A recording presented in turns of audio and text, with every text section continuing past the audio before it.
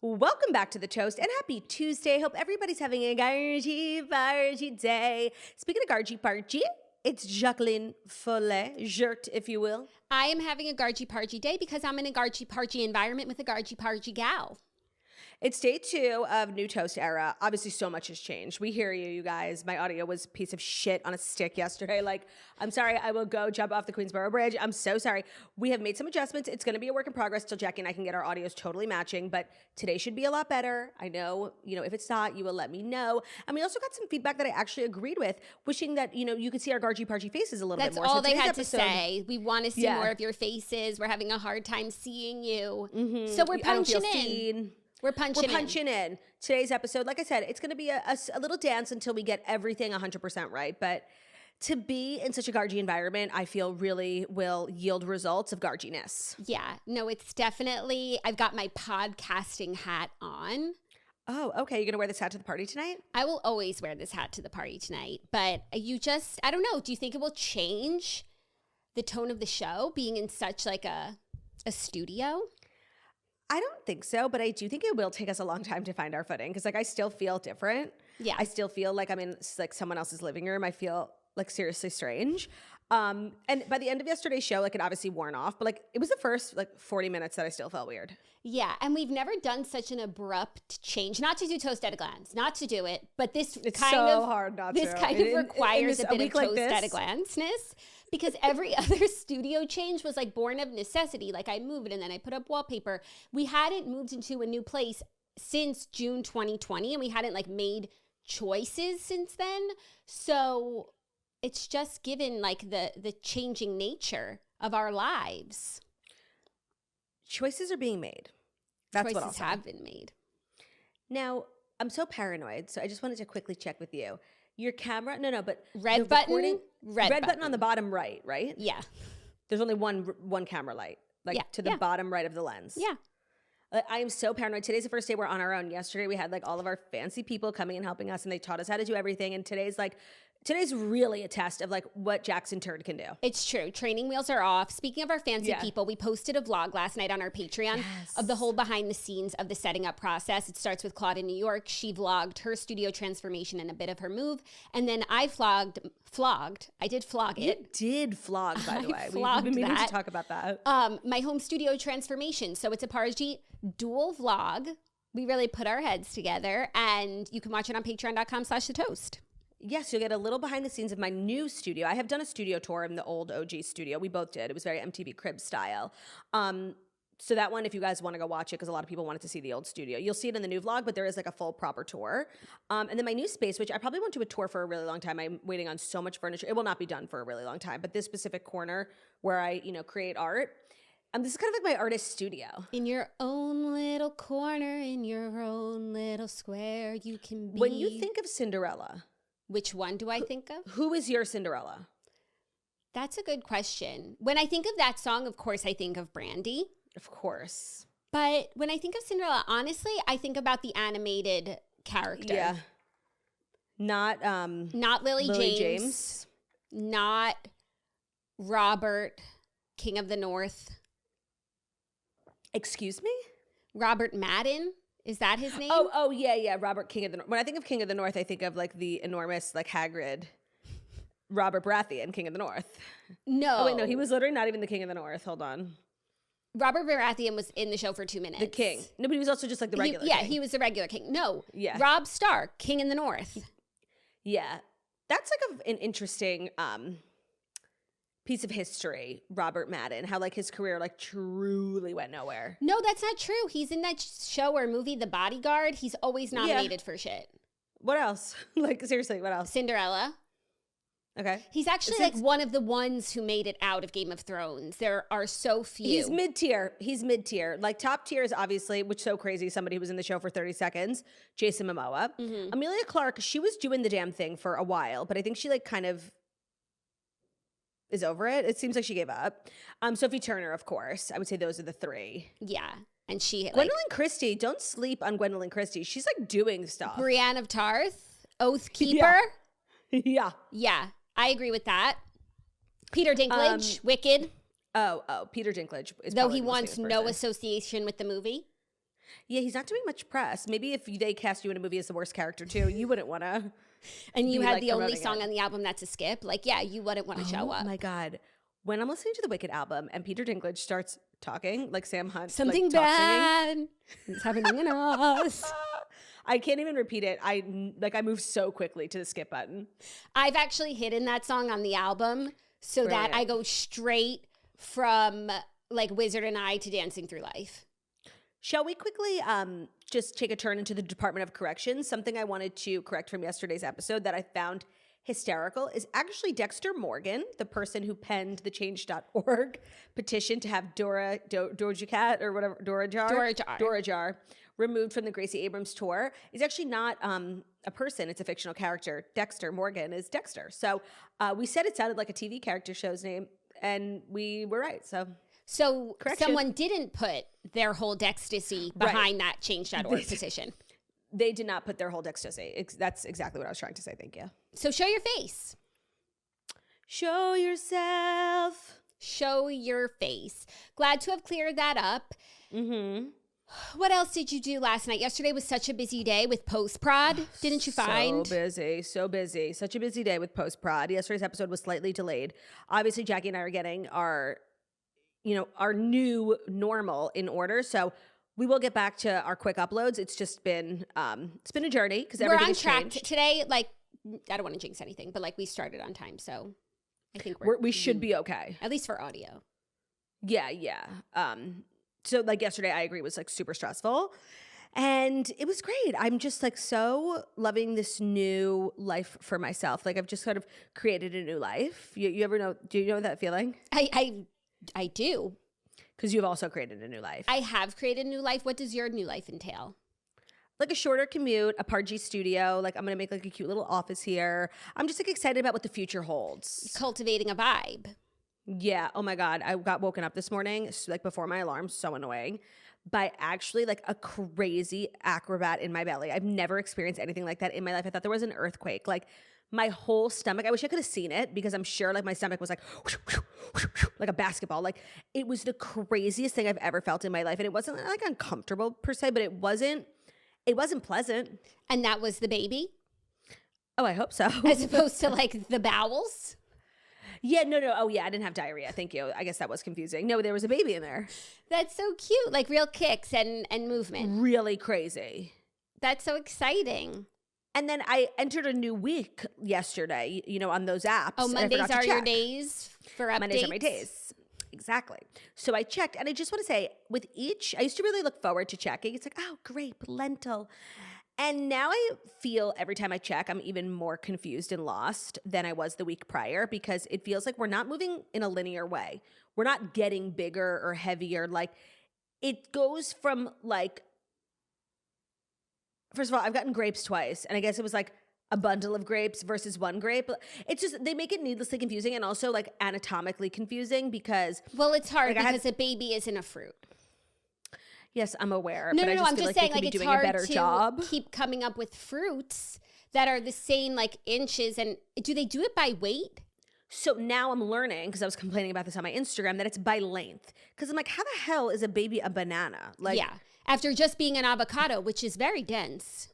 And round. Yeah. So it's all about length. And to be completely honest, like of all the facts I could learn about my baby, like its length is not something I'm like particularly interested in, honestly. Yeah. Well, that's to do with like that. That's helpful for the size. And then you get the weight at the doctor's appointments. Scans. And also, I don't know at what point in your pregnancy you stop calling the baby it. I haven't reached that point yet. Well, I feel like later in pregnancy, I came up with like a name that it was going by. Like first was Elsie, and then the second pregnancy was Larry. Don't forget about Larry. I loved that. I loved when we were calling your unborn baby Larry. Yeah, I feel like you're going to get to a place soon where like you have the nickname. It's like all nicknames. We've been calling it baby. That's nice too. Yeah, and it, obviously. It works. Can't forget about it. Yeah. You look so sweet today. I look sweet? It's we have to dress differently for these chairs. They're very deep. We're being shot at a different angle. You see, yesterday I looked so short, so I got a throw pillow today. And update, my coccydynia like wasn't flaring up so terribly during yesterday's episode. I also saw that you said on the vlog that you need to use your coccydynia pillow in this chair, but you don't. The pillow will sink and get lost. Well, I'll see if I end up needing it. I'm obviously going to start without because it's so fucking ugly. Yeah. I need to get like a pillow maker to match the linen of this chair to my coccydynia pillow. Like I refuse to sit on that big, oh my God, I just have to tell you the funniest thing. I was going out to lunch yesterday because I wanted to pat myself on the back for a job well done in our new studio. So I took myself out to lunch by myself. Where'd you go? What do you do? Just like a small cafe, you know. Somewhere new or the same old? Same old, like one of my local spots. Okay. Like nothing truly. I won't put you on blast, just like wondering the vibe. Like, yeah. And so I was by myself, and obviously I had nothing to do. So I started like listening to people's conversations, and I was stuck between two equally uninteresting conversations. I was just like, where do I go from here? And I feel like there must have been like nearby, like a local event for Holocaust Remembrance Day, because the people in the restaurant were all just giving like older and Jewish. I'm like, and it was like a lot of people were wearing like the yellow ribbon, the hostage pin. I was like, there was an event nearby that just got out. I could just feel it. So I don't know, that's not relevant. So the ladies sitting next to me are two women. One of them is like very, very old, grandma vibes. And one of them is like, you know, like an older mom. I would say she's like 40 or 50, you know? Mm-hmm. And the younger one says, I start listening, and she goes to her friend. She goes, oh my God, you remind me so much of my friend who just passed away.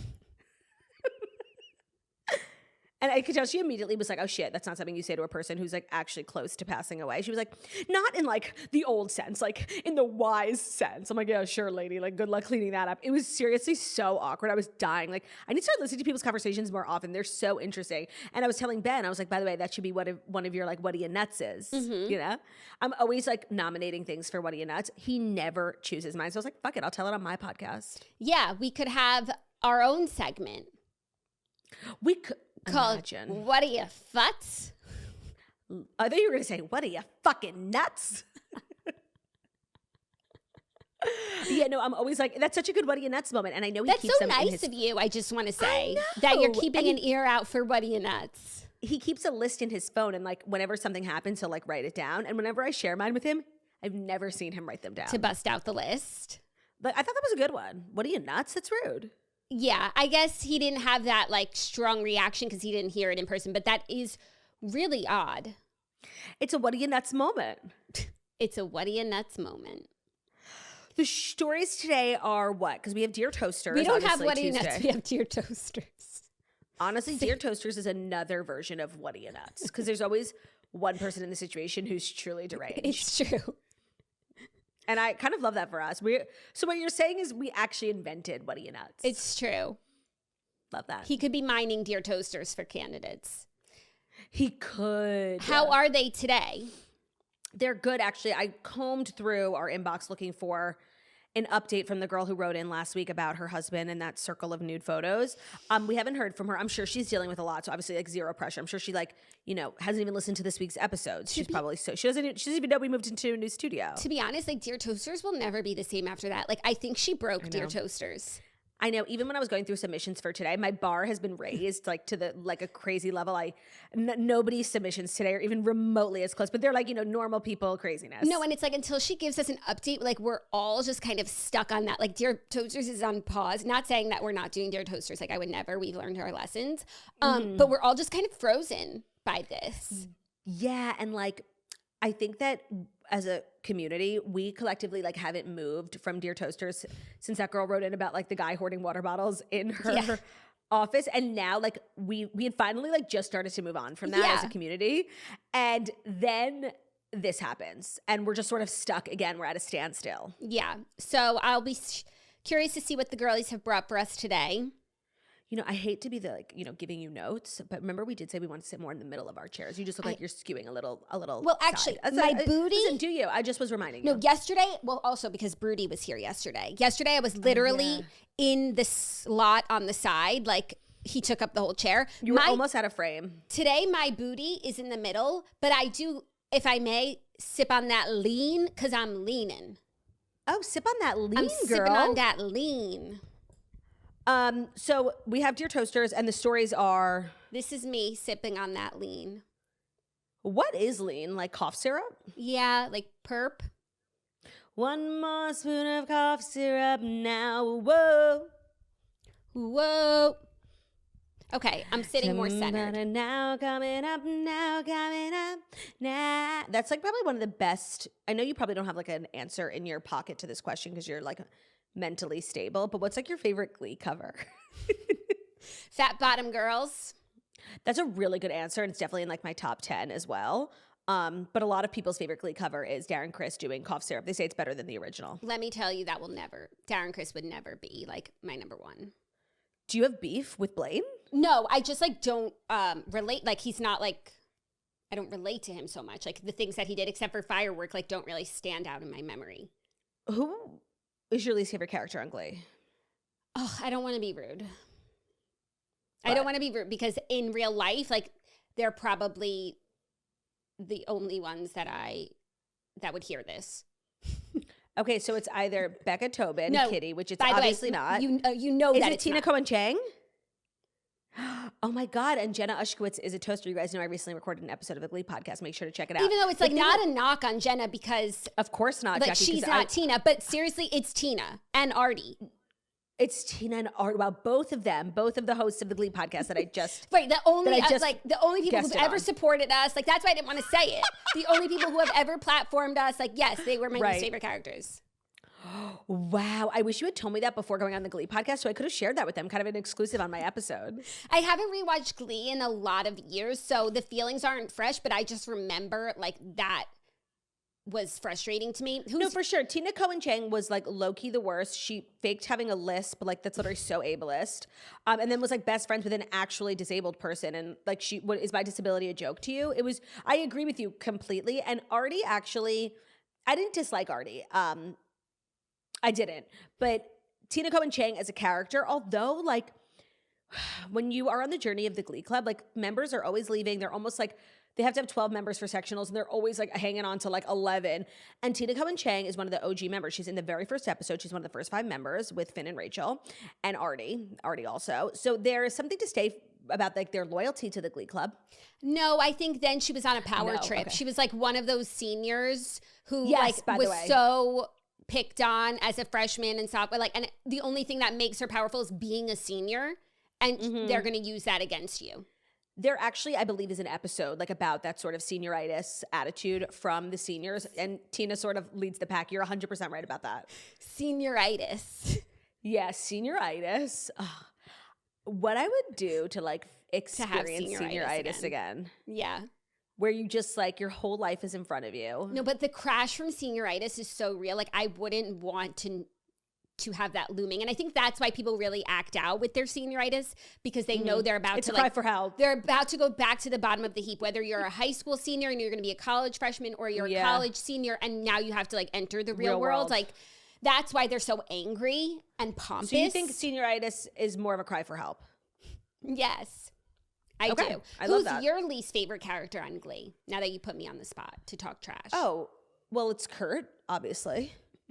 Because I also recently rewatched the episode where Kurt's dad has a heart attack. And the Glee Club is so there for them.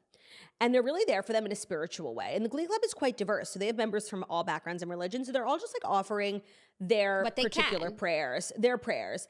And Kurt is obviously like having like a moment with God. So he like is rejecting not only the prayers, but people's kindness. And he acts, now of course, when you go through tragedy, like you act however you want to act, but he's honestly, like the way he acts is so egregious. But he has his moments. I think more so I dislike Kurt because every song he sings like is a song I would never choose. I also, from what I remember, dislike Kurt because he's always like knocking Rachel. Like nobody will say anything and then he has to like insult Rachel. And it's like, okay, jealous. He's definitely threatened, but there does come a point in Glee where the two of them lay down their arms and then become best friends, like as they should be, like the theater queens. And the show gets so much better after that. And then, of course, they move to New York together. So I think Kurt's redemption arc is when he finally like leans into what is meant to, like, he's destined for greatness, him and Rachel. Like, you're 100% right. He hates Rachel. It's like a jealousy threat. Everyone hates Rachel because they're all jealous of her. But 100% when he finally embraces like that friendship, he becomes such a more tolerable character. Agreed. And that's what you missed on Glee. And that's how Jackie sees it. That is how Jackie sees it. Now we can talk about why Sue Sylvester is the best character. So you didn't ask me who my favorite character is, but it's obviously Sue Sylvester. Also, I can't believe I said my least favorite character is Kurt when it's actually not. It's Mr. Show. I'm so sorry. I know that. I was thinking of the members of the Glee Club. That's like known, you know? Yeah, and when you say like I think I said who's your favorite Glee cast member or Glee Club member? Because there's two different tiers of characters on the show, the members and then the staff. Obviously, Sue Sylvester is the best character, and obviously Matthew Morrison is seriously the devil. So yeah, I didn't want to let the segment go on without just acknowledging that. Yeah, no, it's been, I don't know, like 20 days since we trashed Matthew Morrison. Actually, it's been way more. No, whenever I did the Glee Club podcast, that was the last time I trashed Matthew Morrison. Okay. So I think we should dive in because we have stories, we have Dear Toasters, and we just have like lots to do, lots on the agenda. We've got a lot of business. So without further ado, here are the Fast 5 stories that you need to know. And the Fast 5 stories that you need to know are brought to you by Charlotte Tilbury, one of my absolute favorite beauty brands. Charlotte Tilbury has bottled 30 years of artistry into easy-to-choose, easy-to-use beauty products. You really can't go wrong. They're flattering for everyone, everywhere, and that's the reason why she's the queen of glow. She's also the queen of, like, I feel, celebrities, social media, influencers. Every girl I know who has like fabulous makeup uses mostly Charlotte Tilbury products. So many of them are so viral and sold out all the time for really good reason. Her glow wands, which I feel like really were like, you know, a cultural shift. The contour wands, the glow wands, the blush wands are the best like dewy makeup look. They're also like so user friendly, so idiot friendly. Like if you don't know how to blend or do makeup, it's so just entry level, honestly. Her rigorous standards ensure that every product is designed and formulated for performance like nothing else on the market. And take her iconic Hollywood Flawless Filter, which is the absolute best product to put on either under foundation or sometimes I like to use it instead of foundation. It can blur, smooth, and illuminate your skin. Plus, it has skincare infused ingredients, so it's clinically proven for hydration up to 24 hours. That's the other thing. You're not going to take the makeup off and feel like your pores are super clogged and like oily. It's really quality product. So from red carpets to influencers' bathrooms, her legendary icons have gone viral for making everyone look and feel like the most beautiful, confident version of themselves. And what's so exciting is that we actually have a discount code for Charlotte Tilbury. It is performance that you can trust. It's legendary for a reason. You can use code TOAST15 for 15% off charlottetilbury.com. Plus, new account holders are getting free delivery. So that code is TOAST15. This ad is brought to you by Charlotte Tilbury, USA customers only, and valid until March 2nd, 2025 for full terms and conditions and exclusions. See the Charlotte Tilbury website. Today's episode is also brought to you by Vivrel, the first of its kind luxury accessories members club. They provide their members access to borrowing designer bags, designer jewelry, watches, and diamonds. So once you become a member at Vivrel, you can treat the Vivrel closet like your own. You can borrow anything within your tier. Vivrel has no return dates, and you can swap items once per month or keep items for as long as you like. So it's kind of like the most brilliant thing that I wish I started, because Jackie and I obviously like love designer bags. It's definitely a hobby of ours, but everyone has limitations on how many they can get, like, you know, budget-wise, closet space-wise, for a million reasons. Like, you can't buy every bag that you want to, and that's devastating. And I think that the founders of Vivrel really understand that. And sometimes, like, once you wear a bag and, like, it kind of goes out of style, like, you wish you didn't buy it. And so that's what Vivrel is so great for. Like, if you're not wanting to buy a bag that's, like, really trendy, but you obviously still want to wear it and take pictures in it, your membership at Vivrel will let you borrow it for as long as you want, take your pictures, return it, boom, get another one. And they have really fabulous bags. Designers, like, the ones you want are the ones you get. They also have jewelry, watches, different accessories. Memberships start at $45 a month, and our code TOAST will get you to the top of the wait list, plus 30% off your first 4 months of membership. So go to Vivrel.com, apply for a membership today using code TOAST for 30% off the 4-month membership. The code will also allow you to skip the Vivrel wait list. That's VIVRELLE.com. Our code is TOAST for 30% off 4 months of membership. Thank you, Turt. You're welcome. Our first story is what I'm hoping is going to be the last update in the Justin Baldoni Blake Lively saga. Oh my God, it's not going to be. No, for a while, because they have gotten a trial date for the lawsuit. A New York judge has set a March 2026 trial date on Monday and moved an initial conference from mid-February to next week as the public feud between Blake Lively and Justin Baldoni continues to grow and accelerate. And in a new and separate front in the series of legal battles surrounding the film that became a surprise hit last summer, Blake in a Texas court filed a request for a deposition of a man she says was central to turning online sentiment against her during its release and promotion. The New York federal judge told both sides in an order late Monday to prepare for a March 9th, 2026 trial. So over a year. However, I feel like it soon, like this will be on pause until the trial. That's why I think this. Oh, I don't think so. I think that like they're going to use this next year. Like, he keeps dropping things. Like, the lawyer went on Megyn Kelly. They just dropped a voice memo. They dropped that voicemail. They dropped the pictures from the basement. He will use this next year to really sway public opinion because, like we've said every time we talk about this, like, obviously everybody wants to win the lawsuit, but they also want to win public favor. And he has a plan. And by the way, it's so important to keep in mind, Blake has literally not responded to a single thing yet. So we haven't even heard the retaliation in the public sphere. Yes. He put out a voice note, 2 voice notes he shared that he had sent to Blake at like 2 a.m. while they were filming. They're from like April 2023. I've heard bits and pieces. Like, I'm finding it really hard to like actually listen to and look at the primary source material because it is so cringe. And I just want to say something. I feel like some people have guessed or theorized that something happened between them, like Blake developed a crush or they fell in love, and then Ryan found out, and that's why Ryan was so mad and tried to ruin Justin, and that's why Blake was got her feelings hurt because she had a crush on him and he didn't like her back. That was the running theory, that Blake liked Justin and Justin refused her advances, and that's what this whole saga is about. So when I've seen that, like, I feel like that is so simplistic and juvenile, and I've kind of dismissed it every time, and I still think that that's like not exactly what happened. However, now when I read these texts and I hear the voice notes, I'm like, they are talking to each other more intimately than 2 people would. Like, when he even said, like, I'm so excited to have Blake Lively and the whole of you and all of you. Like, who the fuck talks like that in a voice note? Like, my voice notes are just like, I received that. My voice, I received that not as those 2 having any sort of like intimate relationship. I feel like it's a real testament to their character, both as freaks. And as like people who really take themselves so seriously as like artists. Like, you're literally making a Colleen Hoover movie. That's where I was. But now I'm starting to just get swept away by all the conspiracy theories. No, certainly not swept away. This is not me being swept away. I'm just like, maybe there's some sort of romantic element here. Maybe. I'm just now giving it more credence because everything that we're seeing, it's just very intimate the way that they speak, is all I'm saying. It is. And I think it's more so like reflective of these people in Hollywood who seriously are not normal human beings. They're such weirdos and freaks, and they talk in an earnest way like this. Right. And it also just then adds, not that Ryan wouldn't ever defend Blake at all costs anytime. Like, I feel like if she was wrong, like, he would go balls to the walls. But like, if he did feel like he was encroaching on his relationship or that his wife caught feelings for someone else, then he's even madder. But again, I do think it's like a little simplistic. No, people are like, well, Ryan doesn't know.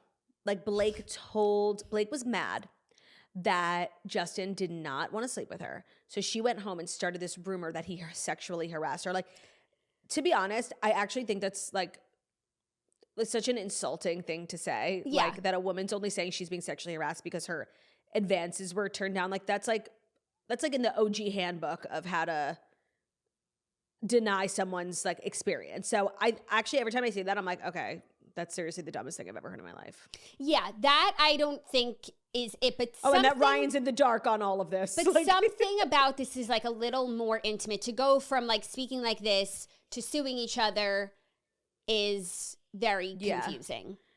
It's giving scorned lover. I don't know what it's giving, but I'm curious. But that's why I think I'm going to watch this whole trial because I cannot parse out what the fuck happened here. And I don't believe in New York courts you can have like televised media. We need this to be a televised affair. Like, we need clarity. I have no clarity now. I'm more confused than I've ever been.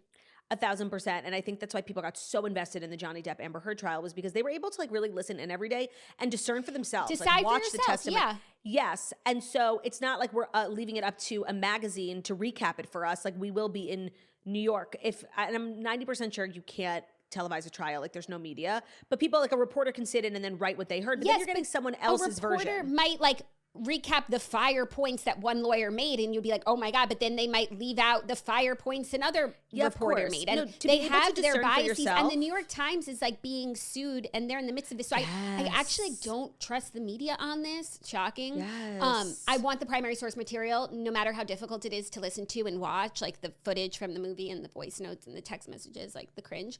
But I don't know. I feel like this is really high stakes now, and we deserve to know everything, and we should know everything. We do. I don't think that trumps the law, which is that you can't. But I agree. It will really hinder people's ability to think for themselves because this is so divisive if we're not really given 24, like full access to what's going on in that courtroom. Yeah. They need to move it to Virginia, which is where the Amber Heard trial was. Yeah. But anyways, it's in a year. So I can't imagine it's going to be like a year more of like every day something dropping. I think it will be quiet for a little bit until trial starts, because also don't you like want some things hold back, like to surprise your... Right.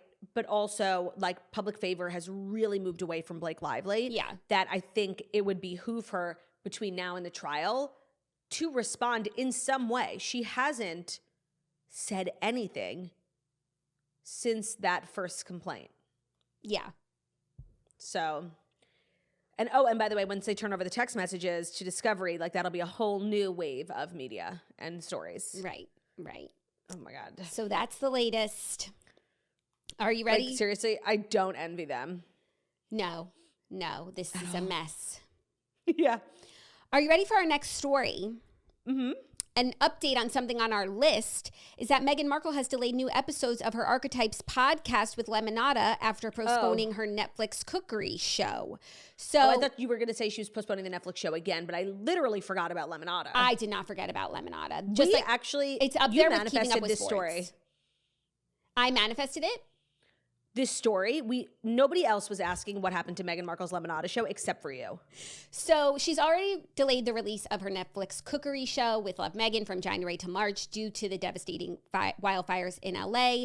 And now it appears her podcast with Lemonada Media, which appeared to tease new episodes at the start of the month, will also be delayed.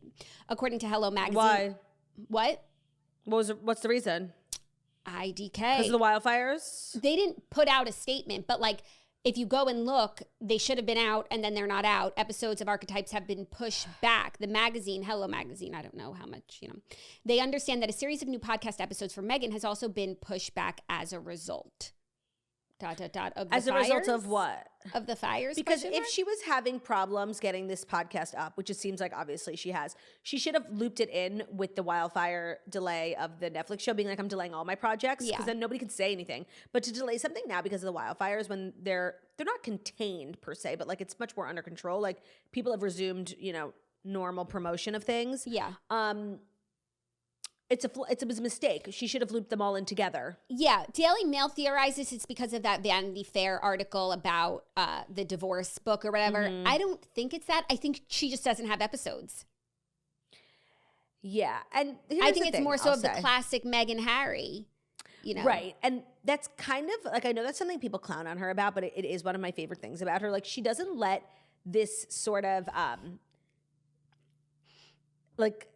stereotype about her, like, oh, Harry and Meghan never release their projects. Like, if you wanted to sort of beat that, you would release your projects, right? Now here we are at the top of the year, her two projects have both been delayed. Like, I love that she doesn't fight it, this rumor about her, like, she doesn't do anything to dispel it, and she don't give a fuck. Like, cashing in the check before delivering your homework, it's something I actually really admire. Yeah. It's and I can't stress enough how, like, I will not be listening to the Lemonada podcast. No tea, no shade. I didn't listen to her Archetypes podcast. I don't listen to many podcasts. I don't listen to podcasts. I just make them. So like, no tea, no shade.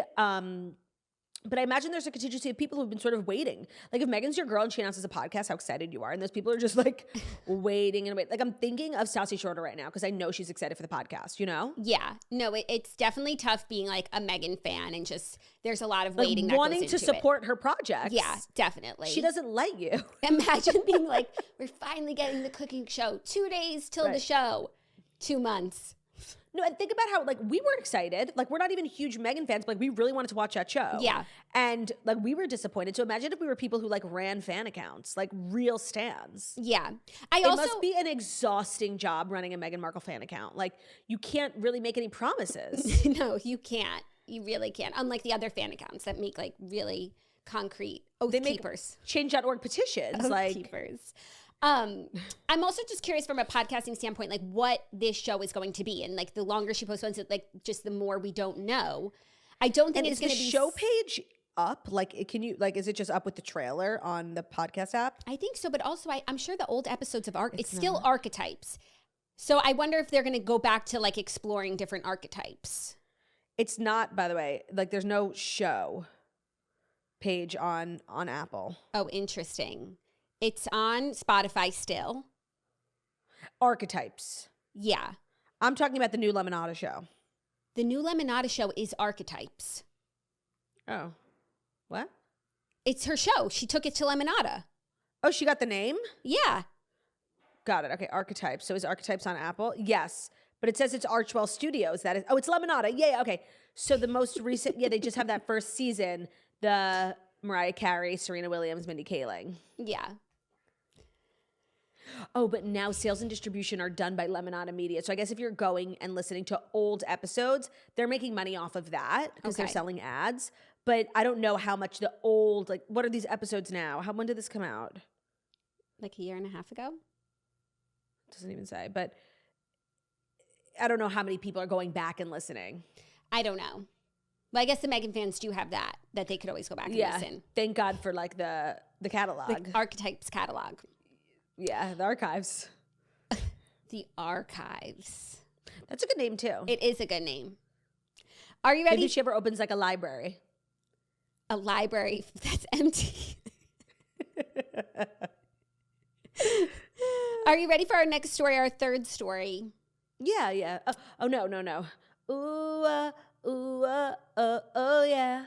A little music news. Pargy transition. Lady Gaga has unveiled the title, cover, and release date for her upcoming 7th album. Wait, that's so crazy that I didn't see this. No, I didn't see it until I was looking for stories. Like, it didn't cross my desk as just a little monster.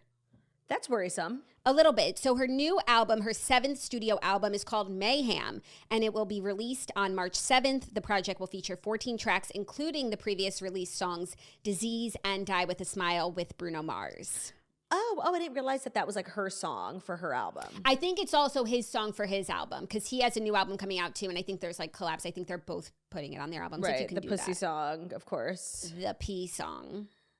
Okay, so I feel as though Lady Gaga, I don't want to say flop era because it's just one movie, but she commits herself so deeply to things. So Folie à Deux, while the movie is just like a movie, it was also the last 2 years of her life and her whole like public persona.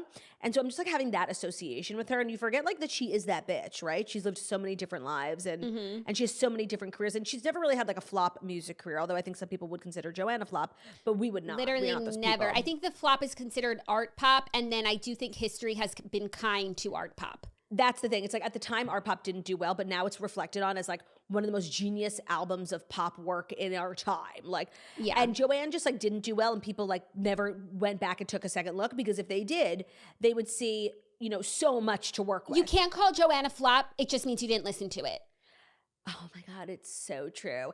And, not to go on my celebrity documentary tirade, but she is doing Joanne while making the 5'2" documentary on Netflix about the Super Bowl. And so it's not about Joanne, it's about like her Super Bowl performance, but you do get a glimpse into just like the process of Joanne and how Joanne got leaked. And like, I just think if you're looking for ways to support and respect Joanne, you would watch that documentary. Or you would stream Joanne. Yeah, but for some people, like clearly that's difficult because they don't do it. Take my hand, stay Joanne. Claudia, what's your favorite I'm adding song? that to things to listen to at length. I can't listen to Lady Gaga as an artist because it's all so different if I want like one mood, even though I love Lady Gaga. Like, seriously, I'm a little What monster. is your favorite song off of Joanne? Grigio Girls, maybe? Yeah, Grigio Girls. Pino Grigio Girls. Also, Diamond Heart. So good. Perfect Illusion. Perfect Illusion is Joanne? Yeah. Like, sometimes we don't deserve Lady Gaga. Anyways, here's the tea on the new album.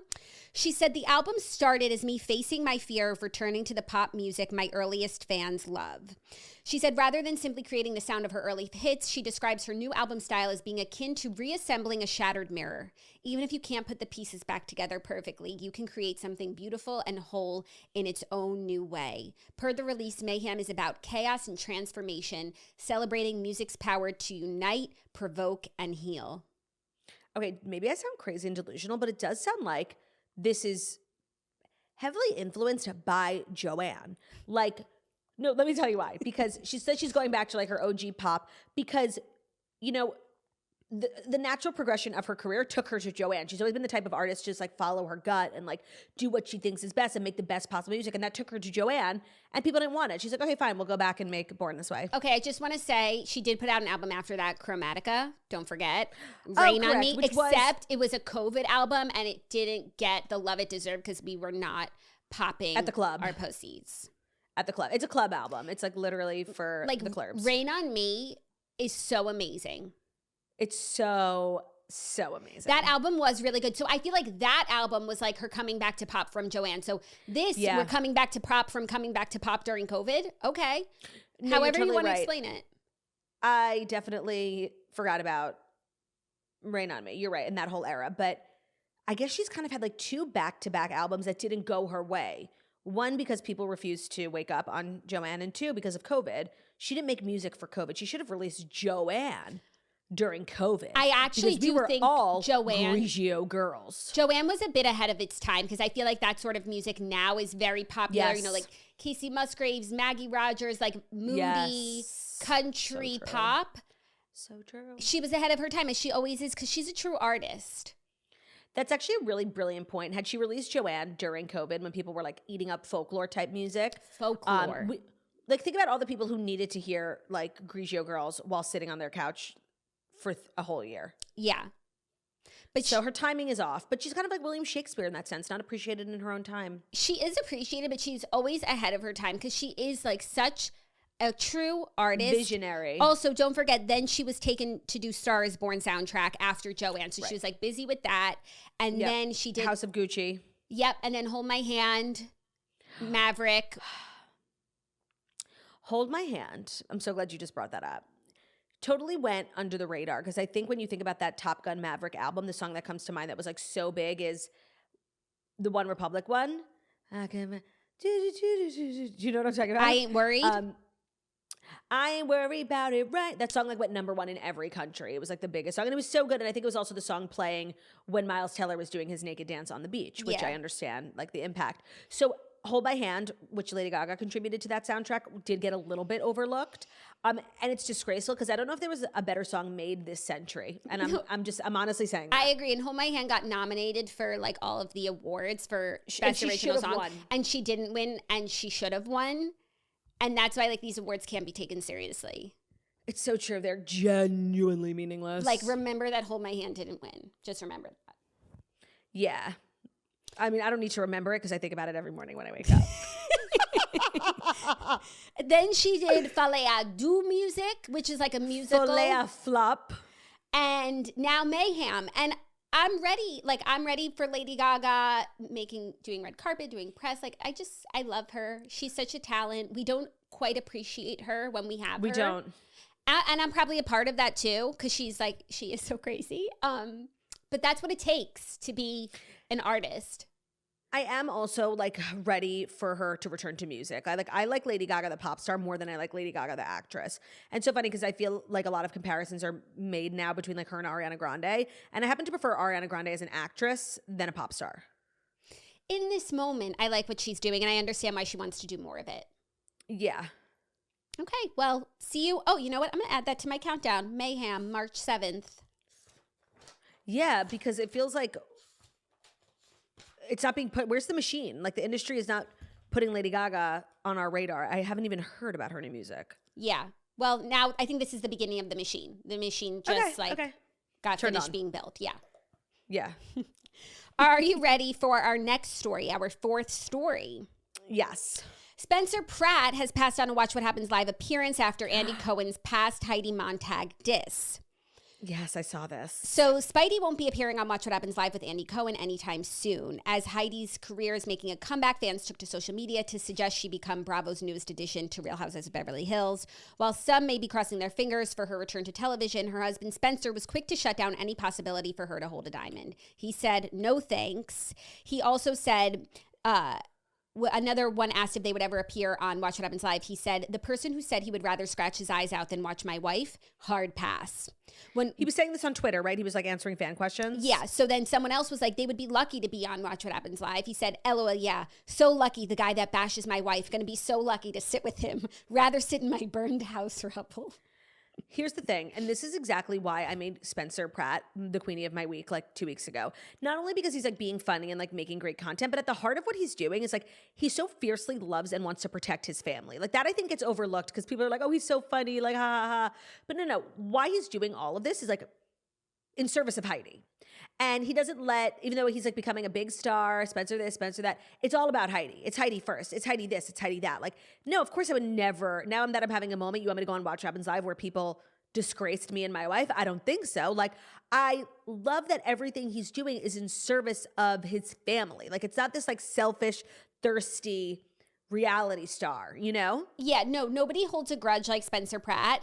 And you would think like and admittedly, like they want to be on TV. They want to do all these things. So you would think that when those opportunities come, It's like scruples out the door. We want to be everywhere. But it's like, no, he doesn't forget. He's not going to sit with someone who has spoken poorly about his wife, even if the circumstances have changed now and maybe like he would be nice to them. It's like the North remembers. The Pratts remember. It's true. It's admirable that even, you know, like his grudge supersedes any potential opportunity. Although the story is a little misleading because he wasn't offered Watch What Happens Live and turned it down. A fan just suggested like, you should go on Watch What Happens Live. Yeah. The story is misleading because they said he passed on it, but I didn't see it like as an offer. No, it was like a suggestion from a fan. He was doing like a Q&A on Twitter. Yeah, but in these Q&As we find out who he has beef with. It's so true. So his running list is just Andy Cohen and Alex Cooper. I think he did have beef with someone, but he just was saying on TikTok, like, it's done. Like, they're good. I think it might have been like Brody. Oh, that's good that he's also... And Brody used the song. He's also a forgiving person. Well, what he had said was that, like, this new era of his life, like, people who are, in his mind, coming for him or whatever, like, they're his real enemies. Up until this point, it's all just been, like, silliness and drama. But now, like, that his life is on the line and his family, like... If you cross him now, like you are his true enemy. The list was sort of like wiped clean, especially by anybody who used the song. Got it. Okay, cool. Yeah. Are you ready for our fifth and final story? If it's our fifth and final story, that's brought to you by the Flip Off on HGTV, perchance. Perchance it is. Super excited to talk about the premiere of HGTV's buzzy new series, The Flip Off. Trust us, you don't want to miss it. Christina Hack and Tarek El Moussa were married, as you guys of course know, and they're the king and queen of flipping houses, flipping shows, and then they got divorced. That was 10 years ago. Oh my God, like I've literally done nothing with my life except sit and think about these two. After 10 years of history and drama and new marriages, these exes are ready to face off to prove who's the best flipper around. In The Flip Off on HGTV. So it's Tarek and his new wife, Heather Ray El Moussa, whom we all know, against Christina, and the goal is to flip a house with the biggest payoff. So it's HGTV at its best, but it's not just about the flips. The series serves up stunning transformations, competitive banter, and some deeply raw and at times uncomfortable personal moments. It's not all glamour and glitz. It's gritty, it's real, and it's totally captivating. We're also going to see Christina and her soon-to-be ex-husband, Josh Hall, in a super intense exchange on their way to a flip. It's really awkward, and then Christina then spills the tea to Tarek about what's going on in her marriage, and it's like super dramatic. I've seen the first episode. The Flip Off itself, like the competition, is just like fabulous Pargy HGTV vibes, but all these reality stars and like their shared history is genuinely awkward. So Christina and Heather's design chops and eye for style are really going to elevate the series with high design that you don't see anywhere. Their mastery as real estate experts, flippers, and entrepreneurs is on full display, and there are great appearances. So celebrities like Amanda Smith from Selling Sunset, Heather Dubrow from Orange County Housewives, and the most surprising, Christina's ex-husband, her second husband, Ant Anstead, are all going to be joining the competitions to determine the best weekly win. So mark your calendars and get ready for the flip off. It's must-watch TV, and the reunion of Tarek and Christina is just the cherry on top. Tune into the premiere Wednesday, January 29th at 8, 7 Central to see who wins the first of its kind competition. You don't want to miss it. Today's episode is also brought to you by Caraway. So Caraway is non-toxic cookware. It's made modern. So buying cookware is not something I really ever thought like would interest me at all. And then I got my first product from Caraway, and I've slowly transformed every single product. Like every time Ben comes home, something new has been replaced from Caraway. Like our food storage, Caraway. Our pots and pans, obviously Caraway. Our knives, Caraway. Our kitchen scissors, Caraway. They also just came out with like a bunch of new utensils, like there's a pizza cutter, a peeler, like I keep cutting everything boards. They make, cutting boards, baking dishes, everything that they offer, I am a big fan of. Obviously, it's non-toxic, so you can, if you're a person who has health in mind, you can feel good knowing that their ceramic cookware is free from toxic materials. It's also easy cooking. So if you live with Ben Soffer, who likes to burn literally anything he can get his hands on, it's really easy to cook and clean on. The slick nonstick pans require less oil or butter for cooking and minimal scrubbing for a spotless clean. It's eco-friendly, so when produced, their home goods release less CO2 into the environment compared to traditional nonstick coatings. So Caraway's internet-famous cookware set comes with the sauté pan, fry pan, Dutch oven, and saucepan, plus lids for all of them, a canvas holder, and a magnetic pan rack for storage. It's the ultimate kitchen setup, and it'll save you $150 versus buying the items individually. Plus, if you visit carawayhome.com/thetoast, you can take an additional 10% off your next purchase. This deal is exclusive for the toaster, so visit carawayhome.com/thetoast or use code TOAST at checkout. Caraway, it's non-toxic cookware made modern. Thank you, Turtaway. You're welcome. Our fifth and final story, Miley Cyrus is reflecting on her past mistakes and detours. She said, "I would not go back and change anything." So Miley Cyrus shared an Instagram video on Monday with Pamela Anderson. They're talking about the movie The Last Showgirl, which also I think you should watch because... Yeah, but I think it didn't get nominated for a bunch of stuff. So it would be a waste of my time in terms of this specific project. Oh, damn. Because it was nominated for the Globes and Miley was nominated. But she spoke... Her song. Yes. Because she has a song on the soundtrack called Beautiful That Way and Pamela Anderson stars in the film. So they sat down together and they were talking shop. And Miley was snubbed for an Oscar. And Miley was snubbed just like Lady Gaga. Yes. So Miley recalled wanting to be the Baywatch actress when she grew up. She said, "Ever since I was little, it was only Pam. When people would ask me what I wanted to be when I grow up, I would say you. And the whole thing, the tattoos, the hair, all of it, that's all I wanted to do." She added that she loved watching Pamela Anderson evolve and felt inspired. She said, "I've had so many different pivots and evolutions, and one might say detours within my path, but it always ends up coming back around to make the next stage of who we are. Something that's more potent, something that's more real." Pamela agreed, saying, "Sometimes you need to go do a little research and come back to your path." She then recalled once telling a director she wanted to let everything go from her past. "I don't want to think about it anymore." But then the director goes, "No, bring it with you." That's nice. Honestly, this era of Miley is by far my favorite one because I feel like she's really not trying so hard. I think that in the past she's really struggled to show us who she is as an artist and as a person. So she sort of put on these personas that felt a little inauthentic, but she was like, this is me. And we're like, okay. And now I feel like she's not doing that. She's just doing whatever she wants. And it is reading so authentically. And it feels like she's really sort of, I know this sounds crazy, but since Hannah Montana and then the breakdown. And I feel like she has now officially found herself. Yes, I would agree with that. And it comes through in everything that she does. And she's such a talent. She's just so talented in every pore of her body. So whatever she does is beautiful. But watching her seem so happy and content and at peace with herself, and just doing the things that she wants. She likes this movie and she likes Pamela Anderson and she wanted to be on the song and that got her a Golden Globe nomination, not an Oscar because they're fuckers. But you know, it's all coming with just her being her real beautiful self. I think also the phase of life that she's in is being reflected in her music. So she's just releasing happy music and, self-reflective music and music that for someone at my current stage, that's exactly what I want to be listening to. Not everything needs to be so sad all the time. I feel like she's having fun. She's looking back and looking forward, Yeah. I love this. And I feel like I've been hard on Miley, Mm-hmm. So I wanted to say to my smizers, I think that this is a really good time. We're not even talking about it. That's how natural it is. It's just she's sort of effortlessly settled into this place in her life. I know she's in a happy relationship. I don't even know his name. Perfect. It's just really good to see Miley looking and feeling so good. To see her shining. Totally.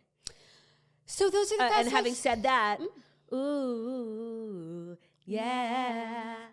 No, everything of who I am is so Miley Hannah coded. It's so crazy when you think about it. So many of our inside jokes. What's your personal favorite era of Miley? Oh, I have so many. But really, Hannah Montana, the movie. Of course. That was the most clocked in I've ever, seriously, she was my whole world. So I have to say that. Yeah. I have to. The Climb, changed my life. Changed me, my DNA, on a cellular level. It did. Yeah, I think for me, that period when she was a little bit more provocative, but it, in hindsight, it was so normal. Before she went a little nutty, but she had the really long chestnut brown waves and the Can't Be Tamed album, which is such a work of art. And she just would wear fringe shorts and she was a real style icon. And I think she was just having fun before things got dark. That's definitely a top era for me. Yeah, Miley and Mandy. Miley and Mandy. Correct. Yeah. So let's dive into Dear Toasters, our weekly advice segment. So every Tuesday, Jackie and I do Dear Toasters, where we read 3 submissions on air from swirlies who are in need of advice, whether it comes to relationship stuff, work stuff, as of last week, some criminal behavior. Submissions are totally anonymous, so if you ever find yourself wanting to write in to Jackson Claude, you can do so one of 2 ways. Head over to our website, thetoastpodcast.com, or write us an email, deartoasters@gmail.com. Both totally anonymous. Don't worry, if your submission has not been read on air yet, it might be too long or, unfortunately, uninteresting. So try and just keep it concise, you know? Hello, Jackson Turt. I'm in need of immediate help. I'm currently on vacation with my boyfriend and his family, and we were having such a fabulous trip. Until last night, my boyfriend stayed in for the night with his brother and his parents while I went out to get a drink with his sister. As we got out of our Uber and walked up to the house we are currently all staying at, I literally saw his parents having sex through the window. But it gets worse. His dad was wearing a furry mask. No, I didn't mistake it. And it wasn't, like, I didn't see things too fast. This man was literally wearing a furry cat mask while having sex. My fiance's sister got out of the car on the other side, so if she saw them, she didn't mention it, but I don't think she did. We just walked in silence. Do I ask her if she saw anything? Do I tell my boyfriend? Do I go home? Help. I'm actually traumatized. P.S. We've been dating for 4 years, and I thought his family was so normal. From a toaster who wishes she was blind. It's always the quiet ones. Here's the thing. They're not hurting anyone, you know? And it's nice to see, like, people, obviously, like, this is crazy. But furries, that's, like, what the community call this themselves. I've heard of it.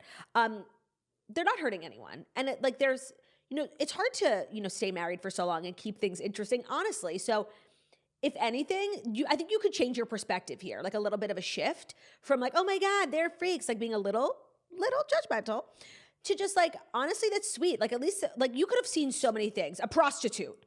Like, you could have seen infidelity. Like, you saw 2 people who've been together for a really long time, who have a beautiful family, who are taking vacations, keeping it fresh. And you know what? Like, maybe it's not for you, maybe it's not for me, but, like, it is for them. And I think that you can't undo what you saw, right? But you can change how you receive it. You can shine a different light on it. Yeah, there's nothing to be done right, with this information. Do not tell your fiance. He either knows and eek, or you're going to ruin his childhood. None of his business, by the way. Like, those are his parents. This is just for you to know. And now you know a little more about your future in-laws than you would have bargained for. But everyone's getting close. This is what happens when you share a house. People see things. That's the thing. Like, going on vacation is obviously amazing, but sometimes you'll see something you can't forget. So he packed his mask? I guess. I mean, it's not big. So I'm sure, like, growing up, your husband has seen the furry side of him, like, at some point. Yeah. Just don't bring it up. Do not bring it up. But now you know. And you know what's so funny is, like, as a family, we travel a lot together. These trips bring people closer together. And now you're closer. Have you ever seen anything, like, walked in on someone? 1, I don't know if I would even say it right now. But okay. 2, like, no, nothing comes to mind. What about you? Just one thing comes to mind. Do I want to know? Do you know it? I'm not going to say it, but, like, I believe you were there, but, like, you didn't see it. Do you remember? I think something's coming to me. I'm going to text you. Hold Something on. That I've previously blocked out is coming forward. And I think it has to do, let me just text you with the words I think it has to. Don't text me yet. Tell me if I'm right, okay? And by the way, guys, don't even guess. Like, they'll take the story to my grave. Like, nobody knows. Like, yes. Unless our text. Yes, you know. Unless our texts are in discovery. Texts get leaked. Oh, by the way, if we get subpoenaed, we're screwed. Also, how did Justin Baldoni keep that voice note? Don't they vanish unless the other person keeps it? And even if the other person keeps it, how do you have your own voice note? Unless it was a voice memo. So he workshopped it, saved it, and sent her a little podcast? Yeah, I thought it was weird. And I'm not coming for Justin Baldoni anymore because people, like, don't want to hear what I have to say, and I get so much hate for it. And also, like, his case is, like, to be fair, his case is getting stronger and stronger. I mean, it's easy to get stronger when no one's responding to you or rebutting anything you're saying, but sure. I thought it was weird that he still had the voice memo. Like, people who keep voice memos are just, like, very nefarious to me. But his own one. Yeah, of course. Yeah, people who they disappear. Yeah, but even if I send you a voice note and you keep it, first of all, never do that. But if you did, I couldn't listen to my own voice note anymore. Only you can listen to my voice note. Correct. So how does he have his own voice notes? Unless he sent them as voice memos in the voice memo app, in which case he was, like, taking even more time, like, making voice memos and sending her, which is a podcast. Yeah, and people who send voice memos, generally like have something to hide. Whatever. I don't want to get into it. Voice notes, excuse me, yes. It's like something you don't want to put in writing. But he's sending voice memos, it seems. Otherwise, how could he have his own? And how do you have a voicemail, too, that you'd leave someone? Like, I get a voicemail and I delete it. Like, I'm just, sure. Okay, I agree with you. Next up, this one's kind of personal to me. Hey, Swirlies, love ya. My long-distance boyfriend was out Thursday night while I was having a wine night with my friends, and when I checked his location later that night, he was not home. Instead, he was at his local police department. I thought to myself, what the fuck? I just decided to go to bed and check again in the morning. When I woke up and saw no update on his location from the night before, I Googled his name and the local police department, and an immediate mugshot pops up. He got a DUI. I seriously do not think I can handle this ick. I need your advice on what to do. He has since been bailed out and given me the rundown of his nearly 20-hour hangout in jail, including the bologna sandwich they gave him for lunch, but I actually can't with him anymore. Oh, he told you about it. Do you think a DUI is a deal breaker? I just think usually a DUI like points to a larger issue. So Right. those larger issues might be a deal breaker. I thought for a second he didn't tell you about it. And I was like, well, this is why we can't do long distance. You can get in a legit DUI and I wouldn't know about it. Yeah. I think it's like evaluate the relationship separately. Like I think I know not for you. And I do think DUIs are seriously like terrible, of course. The worst things you could do, yeah. But people also like make mistakes. So I think there's way towards forgiveness, but it just doesn't seem like your relationship is that serious and you're looking for any reason to get rid of him. And this is a very, very good one. Yeah.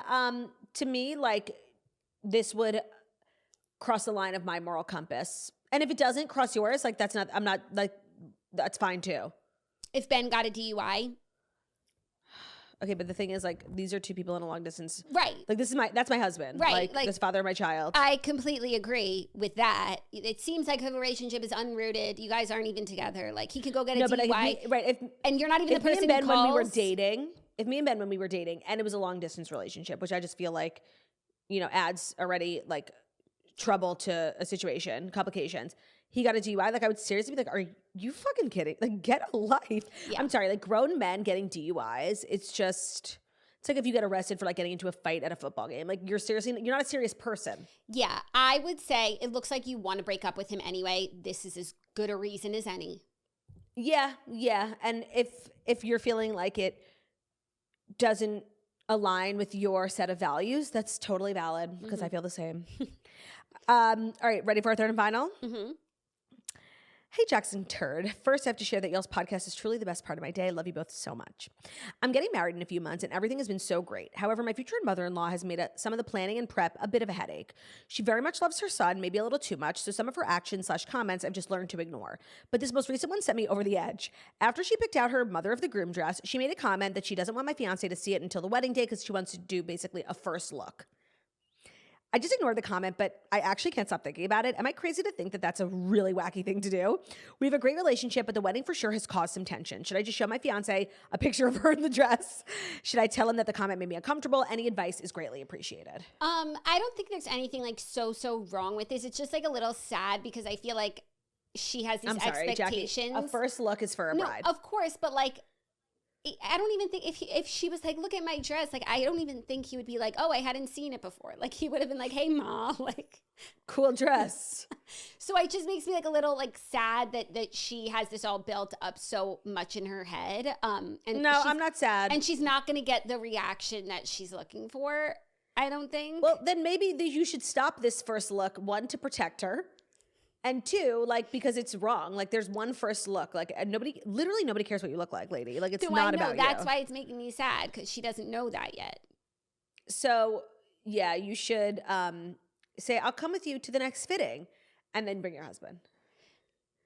I don't know what you should do. I could let it go, is all I'm saying. You got to pick your battles. And if you're saying this has been... It seemed like she was willing to let it go, and then, like, she couldn't stop thinking about it. So it's obviously... You're not letting it go hard enough. You're not more focused enough. Well, then maybe it's not worth letting go. Maybe it's not worth letting go. It just seems like it's been a treacherous journey. You've got to pick your battles. I personally would not pick this one. It seems innocuous, all I'll say. Protect your peace. No, I don't know. Sometimes these bitches need to be put in their place, and a wedding is the perfect place. It's a perfect time to do it, honestly, because you can get away with like saying and doing things to your mother-in-law during the wedding planning season. Like you couldn't, like once the dust settles, like you have to go back to being a normal human being. But people aren't themselves when they're planning a wedding. So you know what? Just fuck shit up. Say it. Say how you feel. I guess, or just let it go. Two paths diverged in a wooded forest, or don't. I think both of our advices. Why? What if you hurt her feelings and then she goes to your husband and then your husband's on you? Why'd you like hurt my mom's feelings? Well, if your husband comes to me and is like, you hurt my mom's feelings, it's like, bitch, I had to do what I had to do. Like, get on board. I think it will cause more problems than it's worth. Well, to be honest, I actually think like how you handle any like sort of in-law spats during the wedding really sets the tone for the rest of your marriage. And if you're looking for a husband like who defends you, like, and I think that's what a lot of women look for when they butt with their mother-in-laws, like, you got to start somewhere. Okay. I think this is a good trial run for you. I'm a pacifist, you know? By the way, so am I. Like, I would never say anything, but I'm a big talker when it comes to dear toasters. I'm like, yeah, fuck shit up. It's true. You really don't put yourself in their shoes. No, never. And because if it's actually like me and my personality in the shoes, like, I say no. I say nothing about anything. You have to seriously have murdered Romeo for me to actually say something. Yeah. It's true. So she talks a big talk. I do. So you have to live with your choices. You have to live with them. So how do you want to live? Let it go. That's our show, you guys. Thank you so much for listening to the Toast and Millennial Morning Show, where we deliver the fast five stories you need to know every Monday through Friday on YouTube. So if you're watching this on YouTube, please feel free to subscribe and give this video a thumbs up. We are also available as a podcast anywhere podcasts can be found. So it's Spotify, iTunes, Stitcher, Public Radio, iHeartRadio, CastBox, all the places. Wherever you listen to podcasts, find us the Toast. Leave a 5-star review. Come on, girl. Like about how beautiful, stunning, and I don't know, say how wickedly talented we are. Super easy. We wrote it for you. Just an idea. Claude, let's give it a shot. Heart hands. You know how we're cropping the video today, so I think we have a good chance. Okay. Love ya. Bye.